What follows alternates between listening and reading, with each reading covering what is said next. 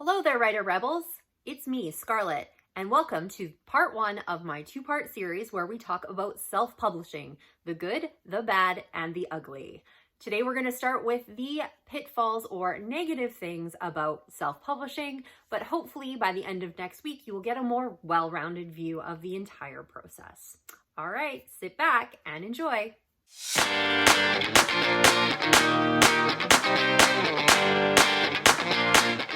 Hey everyone, and welcome back to my channel. Hopefully you've had a lovely week and it's starting to warm up wherever you are in the world. And if it was already warm, then you are super lucky because I live in Canada and it is very cold here. Not everywhere in Canada, just where I live. Anyhow, thank you so much for watching. I am really excited to be doing this two-part series. I know a lot of author tubers out there do videos on self-publishing or why they chose self-publishing or all that sort of thing, but it isn't something that I've really discussed very much, and I really kind of wanted to do that now. Plus, I wanted to be able to give you guys some considerations if you are considering jumping into self-publishing, or if you've just gotten started, of things that maybe you haven't really got into yet, or if you have, maybe somebody just to commiserate with on some of the things that are not so great through the process, but also next week when I do my video on benefits of self-publishing, that you will be able to sit there and cheerlead with me as to why self-publishing is still a fantastic and viable route to take if you want to release your books. Like I said, I am starting with pitfalls this week as I wanted to kind of clear the air and get that stuff out there. There's a lot of different pitfalls that you will hear from different people, but hopefully I'll be able to add a different perspective and a different spin on it because I do come from a small publishing background as well as a self-publishing background. So I do have my toe in a couple of different worlds there, and hopefully that will be of value to you. One of the things we are very lucky about with self-publishing nowadays is that the stigma of self-publishing is starting to diminish. It still is very, very real and very, very out there, where a lot of people, still do look down on self-publishing. So that is something you will need to consider when you get into this, if it matters to you about what some people might say or some people might think. However, if that's going to dissuade you in terms of self-publishing, just what one person might think about the way you went around to release your book, then you might not have the skin that you're going to need to get through this process, because it is a very consuming process. You do essentially become the owner of your own business and are responsible for all of the things, not just the writing of the book. So I am going to try and venture away from the typical pitfalls that you will hear from some people, like, yes, you have to run your own business, all those sorts of things. I really wanted to try and touch on some of the nuances that aren't really discussed, or I don't see discussed as often. Some of this stuff may be repetitive, from things you've seen before. Some of it may be something that you've maybe felt before or understand already, but hopefully you will get some value out of something that I have to say. But like I said, next week I will be coming back with the benefits of self-publishing, because I do self-publish and I am continuing to self-publish as well. Anyways, so enough about that. Let's start talking about what some of the biggest pitfalls are in the self-publishing world, at least from my experience. All right, so here goes. One of the things that a lot of people talk about with getting into self-publishing is because there's no one there to tell you no. You can do whatever you want. You can release however you want. You can do all of those wonderful sorts of things. Well, this is also one of the biggest pitfalls about self-publishing, is because there is no one to tell you no when sometimes they should. Now, what do I mean by that? It could mean a plethora of different things. If you're writing in a particular genre and you've contracted a cover, but that cover really doesn't hit the genre points that you want, or it isn't going to maybe do well or something like that, a publisher might have been in a better place to be like, yeah, maybe we should try something different. But if you've fallen in love with this cover, there's nobody around to tell you not to do that, or it might not be successful. Sometimes that doesn't matter. If you just want to release things that you want and you enjoy and you would just like to see on your shelf because a pretty cover is a pretty cover, that's fine. However, maybe it's a situation where somebody should have told you, maybe you should reconsider that. Maybe you should consider a different design. Also, the quality of your books. It is possible, regardless of whether you're a traditional published, small published, self-published, that some errors will fall through the cracks. My mom is very, very big on telling me all of the errors she finds in Danielle Steele novels all the time. So no one is immune to errors. But what if there are a ton of errors in your book? Or what if your plot is a hot mess? There is no one to tell you not to publish that book, even though you should probably take more time to work on it. So sometimes having those gatekeepers out there to tell you when, things need a little bit more work or things are missing their mark are definitely helpful. So unless you have trustworthy people in your corner that you can turn to, which you may or may not have, there's a good chance you could be releasing books too soon because they're not ready. Or you could be releasing covers that don't fit in your genre. Or you could be doing marketing tactics that really don't work. Whereas had you gone another route that was more traditional, you would have, say, an agent or a publisher or somebody to work with to kind of guide you away from those things if they were even your choice to begin with. It is very common in traditional publishing that you do not even see a cover until it's finished. Even with my small press experience, one of my covers I did not see until it was finished. And I was given an option if there was anything that I needed to change. Fortunately, I really liked it, but they designed the cover with about a paragraph's input from me. So they would already have genre constructs as to what sells and what makes sense in that world. Maybe they are wrong. It is possible. But without having a publisher or somebody behind you, you can do whatever you want. And the problem is, not everybody always makes the right decision. So all of those decisions will fall on you. And sometimes you just need somebody to say, honey, maybe you should take a step back. Honey, no. This can also be a huge thing when you have to deal with stuff like reviews or something like that. I've talked about reviews in another video, which I'll include in the cards. But if something negative comes out about your book, then, at least you have a publisher or somebody to go back to on how to deal with those things, or maybe they will deal with it on your behalf or have marketing people. When you are doing this yourself, it is completely up to you how you handle those situations. And if you handle them badly, they can impact your career going forward. However, that said, there are a lot of authors out there, traditional and not traditional, who have released books that maybe they aren't super proud of, or maybe it was a learning book, or they've gone back to fix it later, or something like that. It is not the end of the world by making a bad decision. But if you're consistently making bad decisions and you don't have anybody to tell you that, this needs to get better, or this needs to change, or all that sort of stuff, and you aren't actively pursuing that yourself, then you're going to get into a situation where your career isn't going to go very far because somebody hasn't been able to sit you down and tell you that maybe you need to rethink some of your decisions. A second pitfall is similar to the first one, but in a little bit different way. Self-publishing, you need to be able to find your own supports. They don't come with any supports. And what do I mean by this? A lot of people always talk about how, it doesn't matter anymore. Traditional publishing, if you're a mid-list author, you have to do all your marketing anyway. You have to do all of this stuff. Well, that is not untrue. You do have to do a lot of this stuff on your own. Regardless, they do offer some support in that area. Even with smaller publishers who do not have huge budgets, they have websites that they can promote your books on. They already have groups of readers that they can push your books out to on their social media and all those platforms. Some of the publishers that I've been with, they have, they've put my books out for reviews, or they've put my books up for awards. And that was something that I didn't need to do because they were doing those things, even though it wasn't, it's not a huge expense to them other than time. Obviously, time costs money, but they were, promoting my book and helping me out. The other thing with the small publishers that I'm with, they actually have Facebook groups for all of their authors. So we can talk to each other and we can bounce ideas off each other. Or if something really, really worked well, we can post about it and somebody else can try that.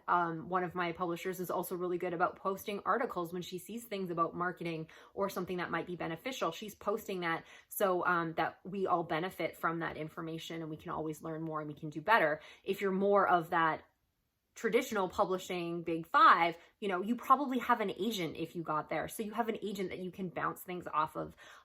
You can ask them about marketing strategies or what you're doing. They've had other clients that they can give you advice of what works and what doesn't, where you need to spend your money and where you shouldn't be.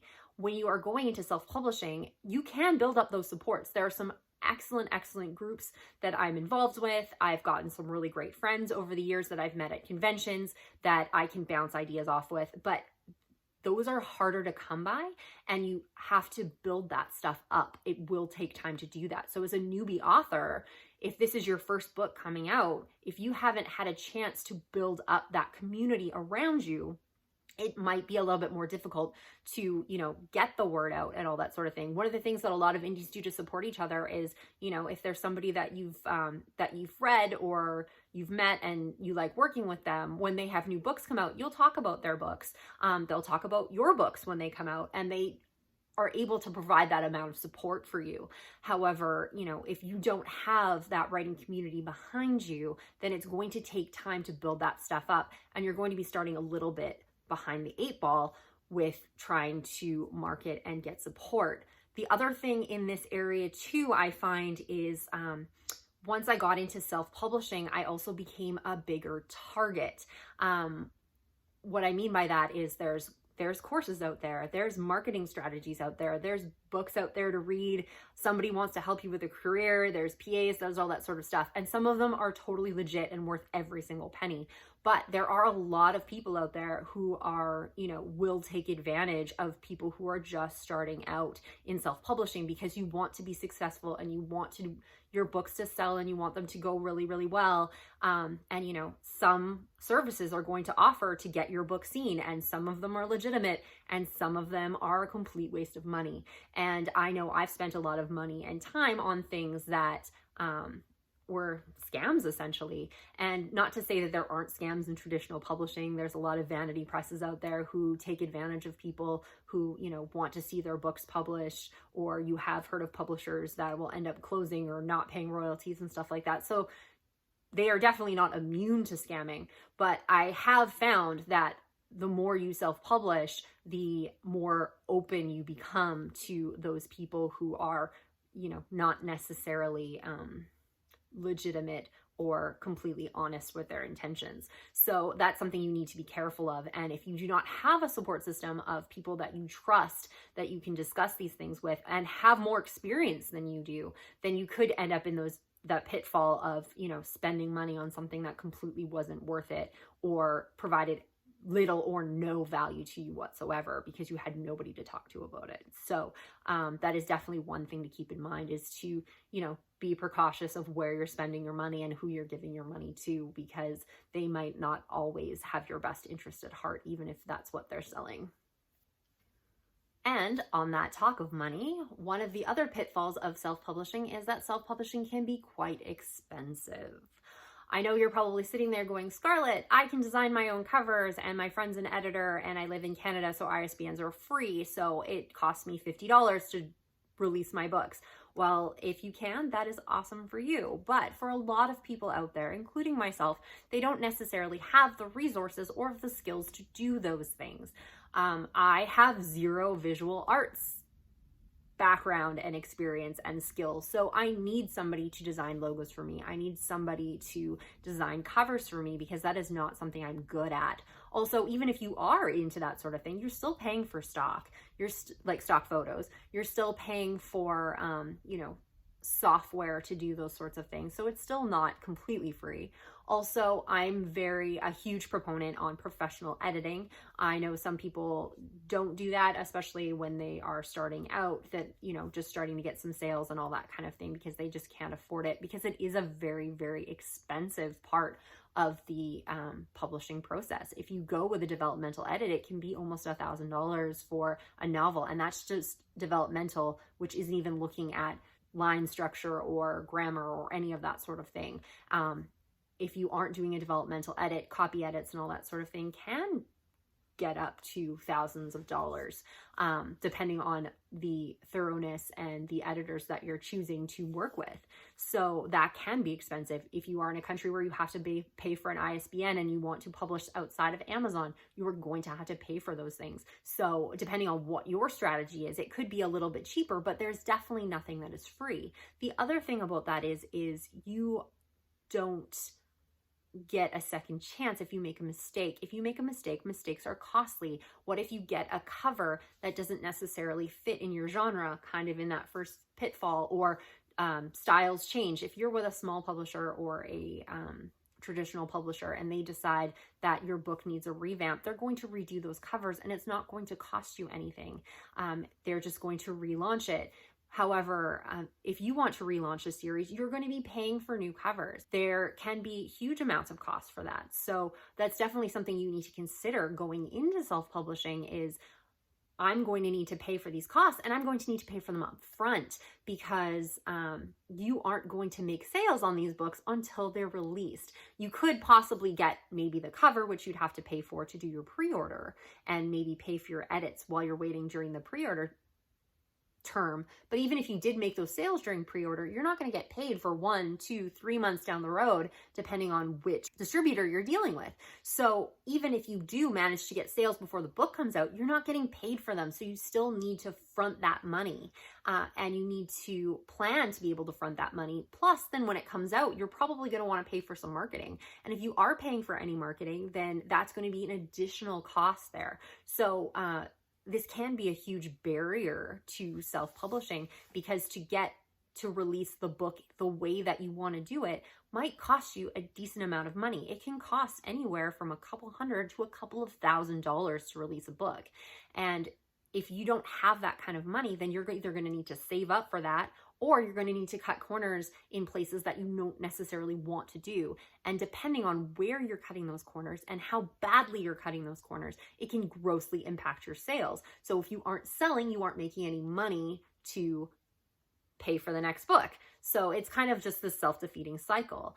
If you can kind of get somewhere in the middle and do okay, then it might be all right. But it is very, very difficult. Yes, you will have costs if you are small press or traditionally published. They aren't necessarily going to pay for conventions, or they might pay for your spot, but you have to pay to get there.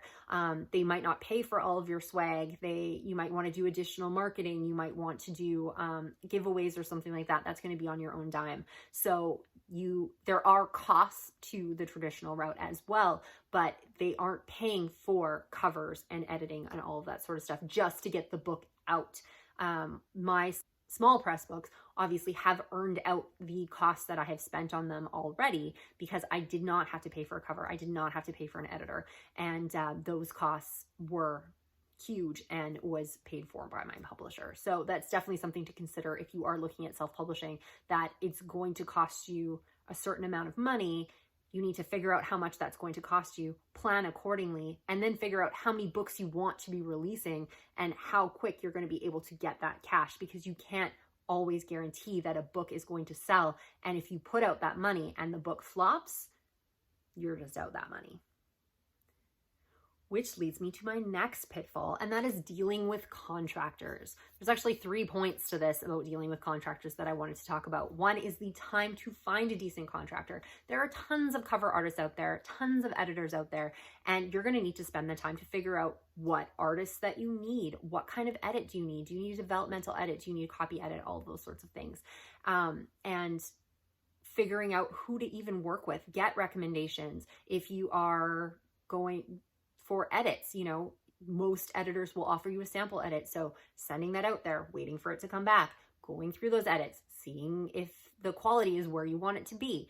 Lots of different considerations that you need to put into hiring somebody as a contractor.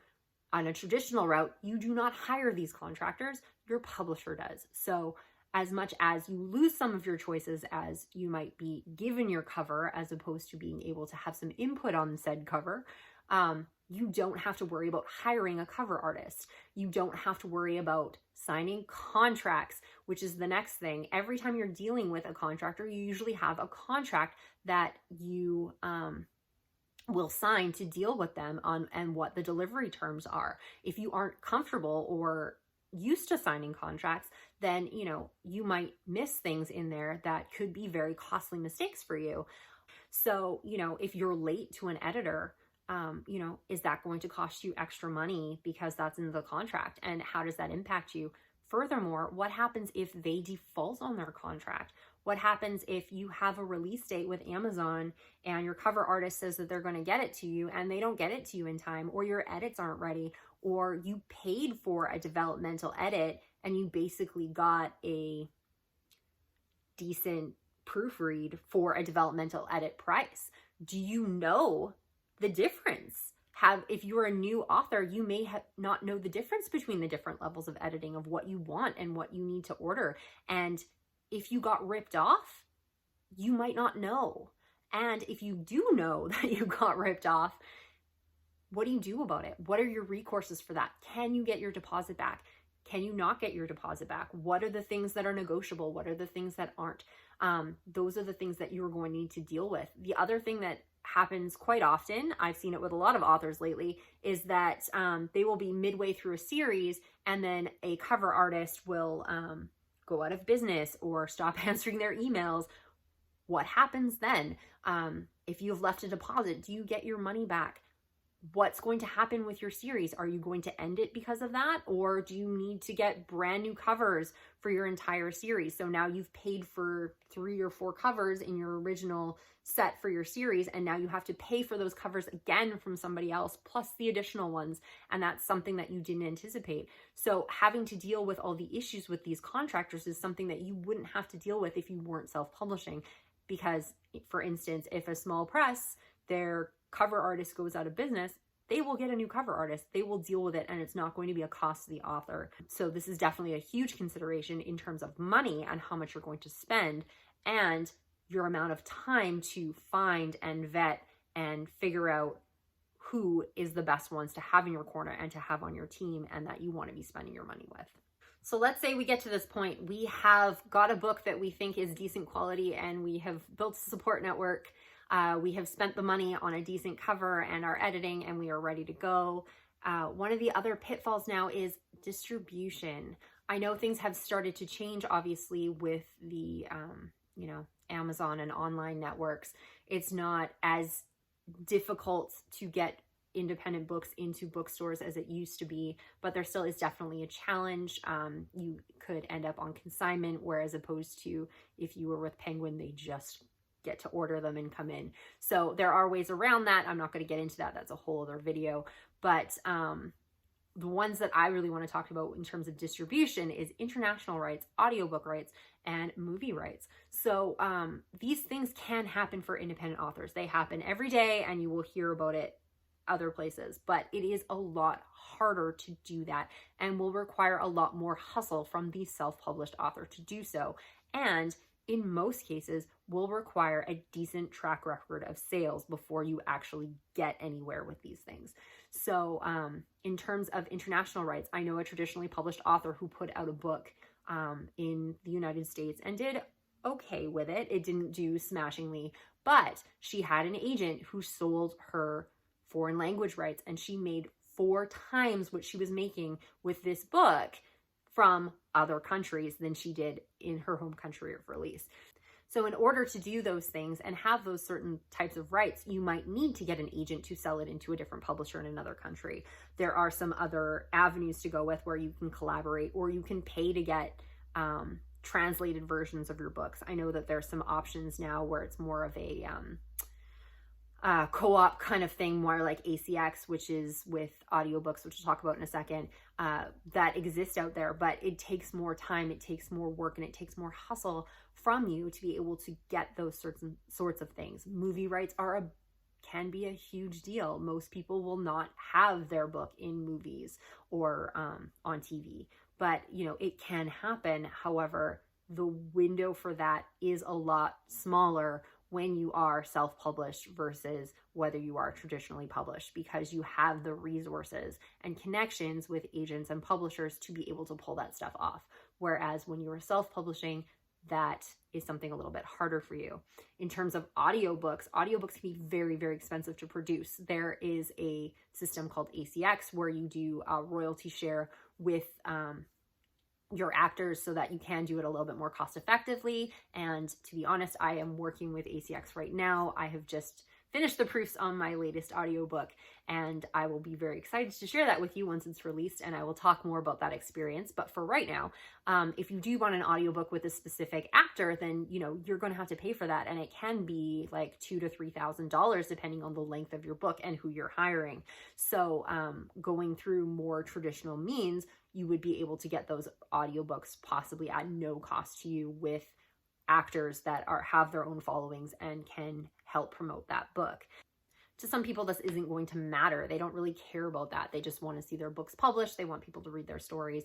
It's not a big deal. I'm sure if anybody was offered a movie, they're not going to turn it down if the terms were halfway decent. But, a lot of people realize that that's something that they're not going to be going after, and that's okay, and they don't really care.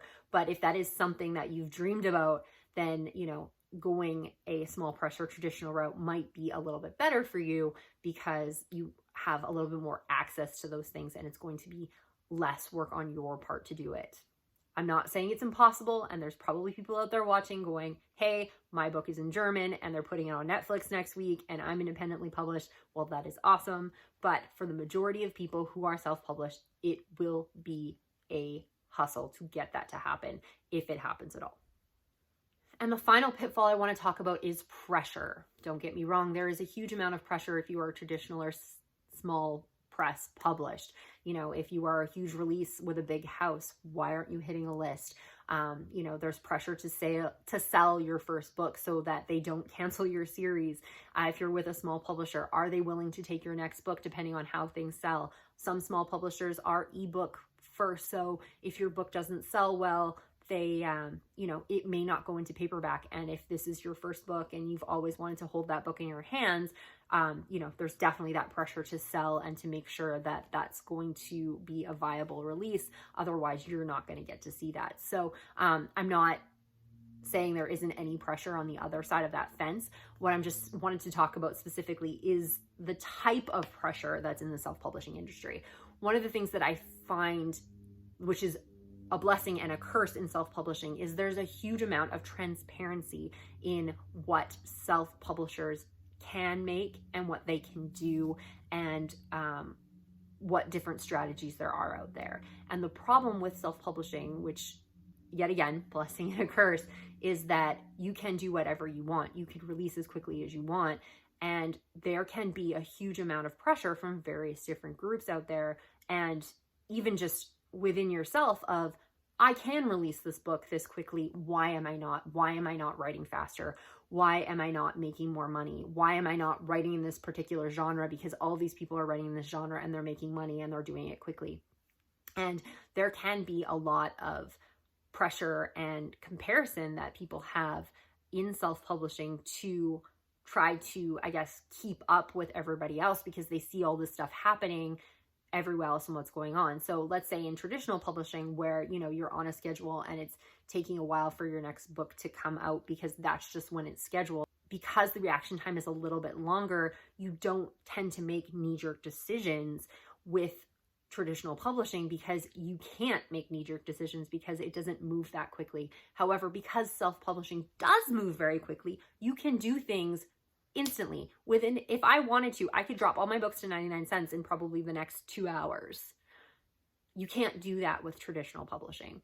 And there's so many different options and so many different choices to fight that battle that it can be extremely overwhelming, and you feel like you should be doing anything else that you're not already doing. Like, even talking to some authors who are writing to trend or writing to particular markets, or doing all those things that you think are the right things to do, they still have pressure on them to do things differently, and they still see people out there where in self-publishing that they need to be doing better, they need to be doing it this way, and they shouldn't be doing it the way that they're doing it. So that kind of happens in every facet of your life. But because there's so much information out there and there is so much transparency in terms of money and release strategies, you are going to see a huge amount of pressure as you start releasing books on how you should be doing it and that you're doing everything wrong. Yes, it is possible to walk away from that, to ignore that, and to just do your thing. And that's definitely something that I try to strive for as well. But it does get very hard when you are trying to be out there and trying to market your books and you're seeing all of these different things and I can do this, so why don't I? Why am I not doing this? That could probably be better for me. Why am I not doing that? And it can get really heavy on your shoulders because you don't feel like, even when you've hit your own level of success, you don't even know it because you're constantly trying to keep up and do things better. And there's always somebody out there better than you. But I do find that it is a lot more vocal in the self-publishing industry. If you don't agree with me, then that's fine. And if you don't find any of that sort of pressure on you, then I think that's wonderful and you should continue as you are. All right, so that was probably really depressing, but those are definitely some pitfalls and things to consider when you are getting into self-publishing. It is a lot of work. It can be a lot of money, and it can, take its toll on your mental health. That doesn't necessarily mean it is a bad path to take. Personally, I am in self-publishing and I love it. I love it for so many reasons that I will talk about next week. However, like any business venture that you get into, whether you go traditionally publishing, small publishing, whether you decide to open a candle store, there are things that are going to be good about it and there are things that are going to be bad about it. And if the good isn't going to outweigh the bad for you, then maybe that isn't the route that you want to be taking. So these are definitely some things that I think that need to be considered and need to be thought about if you decide to go down that self-publishing path. But obviously everybody makes their own decisions for their own reasons. So hopefully that just gave you a little bit of an eye-opener. If you have any comments, please leave them in the comments below. And if you liked this video, please give it a thumbs up. If you would like to subscribe so you don't miss my benefits of self-publishing that will be coming out next week, make sure you are hitting that notification bell so you will get an email when that video goes live. Thank you so much for watching and have a great week.